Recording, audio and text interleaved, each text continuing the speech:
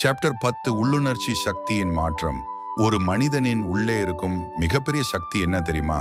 அது அறிவு அல்ல, அது பணம் அல்ல, அது வாய்ப்பு கூட அல்ல. அது உள்ளுணர்ச்சி சக்தி.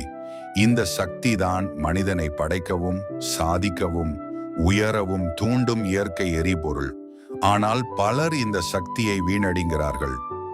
சிலர் அதை உணர்ச்சியாக மட்டும் வாழ்கிறார்கள். மிகச்சிலர் மட்டும் அதை மாற்றி வெற்றியாக்குகிறார்கள். உன் உள்ளே எழும் தீவிர ஆசை, உன் மனதை ஆட்டி படைக்கும் ஈர்ப்பு, உன் இரத்தத்தில் ஓடும் அந்த உணர்ச்சி, அதை கட்டுப்படுத்தி, அதை திசை மாற்றி, அதை உன் இலக்கில் செலுத்தினால் அது சாதாரண மனிதனை அசாதாரண சாதனையாளனாக மாற்றும்.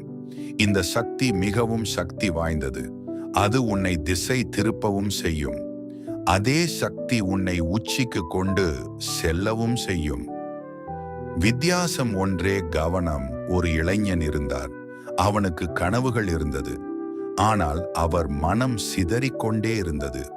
ஒரு நாள் அவர் உணர்ந்தார், என் உள்ளே இருக்கும் இந்த சக்தியை நான் வீணடிக்காமல் என் கனவுக்கு மாற்றினால் என்ன ஆகும்? அவன் ஒரு முடிவு எடுத்தார். அவர் தனது உணர்ச்சியை படிப்பில் மாற்றினார். அவர் தனது ஈர்ப்பை படைக்கையில் மாற்றினான். அவர் தனது தீவிரத்தை திட்டமிடலில் மாற்றினார். மெல்ல அவனின் வாழ்க்கை மாறத் தொடங்கியது.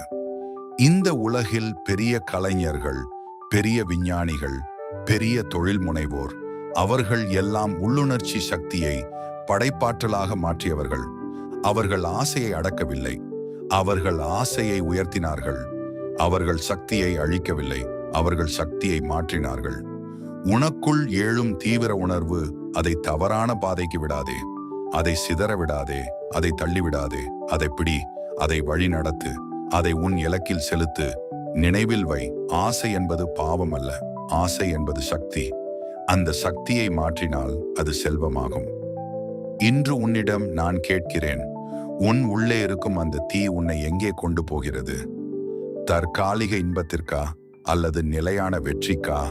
உள்ளுணர்ச்சி சக்தியை உன் கனவின் எரிபொருளாக்கு. உன் கவனத்தை ஒரே இலக்கில் நிலைநிறுத்து. ஏனெனில் சிதறும் சக்தி சோர்வு தரும், சேரும் சக்தி சாதனை தரும்.